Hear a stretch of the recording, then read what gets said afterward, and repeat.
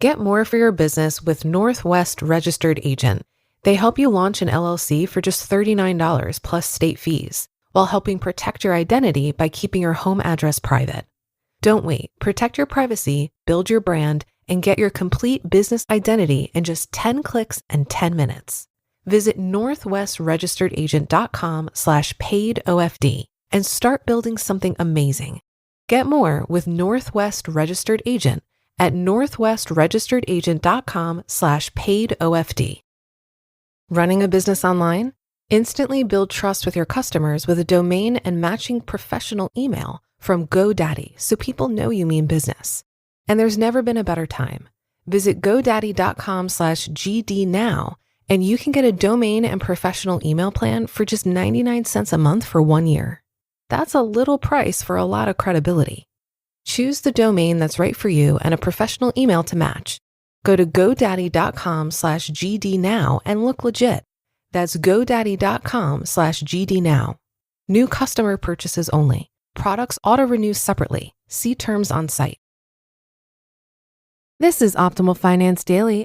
Money Stress, Why We Use Money to Feel Bad About Ourselves by Dr. Lisa Firestone of psychalive.org. Work and money are the leading causes of stress in America, according to the American Psychological Association's Stress in America survey. Money may seem like a practical concern, requiring rationality and logic to manage. However, we very often underestimate the emotional aspects of handling money. Our attitudes about money have deep roots in our past. By the time we become financially independent ourselves, most of us have already had a significant number of tension-causing encounters with money. Whether it was watching our parents argue over spending, seeing a loved one lose a job, or worrying over where our next meal would come from, stressful experiences surrounding money are entrenched in our memories. It's no surprise then that as adults, these memories shape our attitudes towards ourselves and others in relation to finances. Regardless of economic status, almost every person I've met has, at one point or another, used money to feel bad about themselves and to worry and distract them from more meaningful facets of their lives. Because money is tied to deep, even subconscious feelings from our past, people are often irrational when it comes to money, both in the long and short term. The critical inner voice is a negative thought process we adopt from early life experiences. It represents destructive and critical attitudes we're exposed to that we've then taken on as our own point of view. For example, a child who grows up with a stingy parent who induces guilt over anything the child asks for may grow up feeling stingy towards him or herself. Children who are spoiled, rewarded with gifts as a means to soothe them or keep them from throwing a fit, may grow up never feeling satisfied, always wanting more, yet feeling unworthy of what they receive. Just as it wreaks havoc with many areas of your life, your critical inner voice can heavily complicate your relationship with money. The voice may tell you that you're worthless if you can't reach a certain income level. It may induce extreme guilt, anxiety, or rigidity when it comes to spending. It may entice you to splurge. Go ahead, buy that pair of shoes. It'll make you feel better, and it's just what you need after the day you've had. It will then beat you up for your actions. What's wrong with you? You're so irresponsible. There you go, wasting all your money. Now you're really going to be in trouble. This particular type of thinking can have serious consequences, fueling destructive or addictive behavior, such as compulsive shopping or erratic spending. The critical inner voice often creates conflict between couples when it comes to money. For instance, it may tell you that it means something significant if you spend money on one another, feeding you thoughts like, you should buy her something nice. It's the only way to really earn her love. Or he didn't get you anything for your anniversary. He must not really love you. The critical inner voice will also create paranoia between a couple. She thinks I spend too much. I better not let her know what I bought this weekend. Or does he think I'm made of money? He can't just expect me to support the two of us. The critical inner voice can cloud your judgment when it comes to money because you're no longer making choices based on real practical information. Instead, you're acting on emotionally charged advice from an inner critic. This voice affects people at all stages of wealth and at all spending levels. It's therefore very valuable to ask yourself, Whose voice are you hearing when it comes to your finances? What childhood dynamics play into your point of view towards money? A woman I recently spoke to described how her mother used to indulge her with gifts. Almost every day upon returning from school, her mother would greet her with new expensive toys and designer clothes to wear to school. When the young girl showed a slight interest in learning to play piano, her mother left a brand new keyboard in her room before she even attempted a single note. The intrusive way her mother insisted on these gifts, coupled with the family's low income, led the young girl to feel extreme guilt and resentment. She remembered her father worrying about money and pleading with her mother to stop spending lavishly. Yet her mother continued buying high-end items, purchasing only the best brand of everything from soap to stilettos. All the while, she showered her kids with unwanted treats and secretively tried to hide her spending from her husband. The woman grew up feeling considerable conflict about money. On the one hand, she was guilty and embarrassed to receive gifts throughout her life. Yet she was also compelled by the mentality that everything should be the best. She drew comfort from buying extravagant items for herself, an indulgence very much based on her mother's spoiling behavior.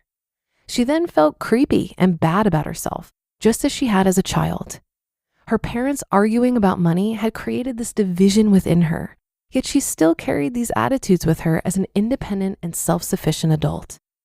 As you start to identify where your point of view about money came from, you can begin to make a separation from attitudes and behaviors you don't like in yourself. You can differentiate from destructive or unhealthy influences that lead to financial conflicts in your current life. Separating from these deeply ingrained old attitudes, whether they're telling you to be overly cautious or to spend freely, might stir you up or even cause you great anxiety. Here are some helpful tips when attempting to actively free yourself from these limiting attitudes. Number 1, don't model yourself after people you don't admire. While people often unconsciously take on their parents' or primary caretakers' points of view towards many things, it's important to ask yourself how you want to be in your life. How can you shed the characteristics you don't admire but have adopted or adapted to from experiences in your early life? Number 2, ask yourself, what are your real goals? What are the steps to reaching those goals? Write down a plan and then check that each of your actions fit that plan. Don't fool yourself or overly punish yourself when you slip up. Just stay in the present and continue to stick to the plan. Number 3, anticipate the voices that lead you off track. Be more mindful of your thoughts. Get to know them. The more you familiarize yourself with your critical inner voice, the better able you'll be to recognize it and resist it when it feeds you bad advice. Number 4, know that with change comes great anxiety. You can notice when this anxiety arises and find something that calms you down that won't hurt you in the long run. Don't avoid your fears or try to self-soothe. Neither buying something you can't afford nor denying yourself any little luxury will truly relieve you. And number 5, seek out friends or people you admire to model yourself after. Throughout your life, it's important to find your influences. Choosing people you admire in areas you yourself struggle can help you rethink your destructive, albeit natural tendencies and become the person you want to be. Remember that real change is possible at almost any point in life. You may not be able to control the economy or every aspect of your own finances, but you can take control of your attitude and find a great deal of power within your own mentality, integrity, and emotional intelligence.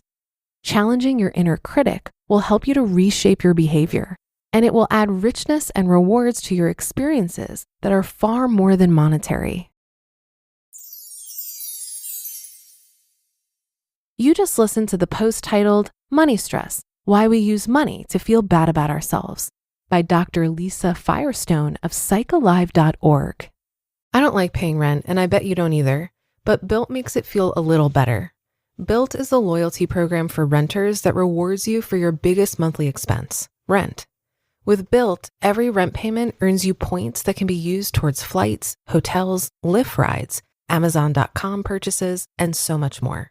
And when you pay rent through Built, you unlock access to exclusive benefits from a network of more than 45,000 merchants. You just link your credit cards, spend at your favorite local spots, and you can earn Built points on top of your regular card rewards. Built points were actually ranked the most valuable point currency by the Points Guy. Personally, I'd redeem my points towards travel, booking a long weekend somewhere sunny. Paying rent is simply better with Built. Join the loyalty program for renters at joinbuilt.com/OFD. That's joinbilt.com/OFD. Use that URL so they know that we sent you. Introducing your new Dell PC, powered by the Intel Core Ultra processor. It helps you handle a lot, even when your holiday to-do list gets to be a lot. Because it's built with all-day battery, plus powerful AI features that help you do it all with ease. From editing images, to drafting emails, to summarizing large documents, to multitasking. So you can organize your holiday shopping, and make custom holiday decor, and search for great holiday deals, and respond to holiday requests, and customer questions, and customers requesting custom things, and plan for the perfect holiday dinner for vegans, vegetarians, pescatarians, and Uncle Mike's carnivore diet.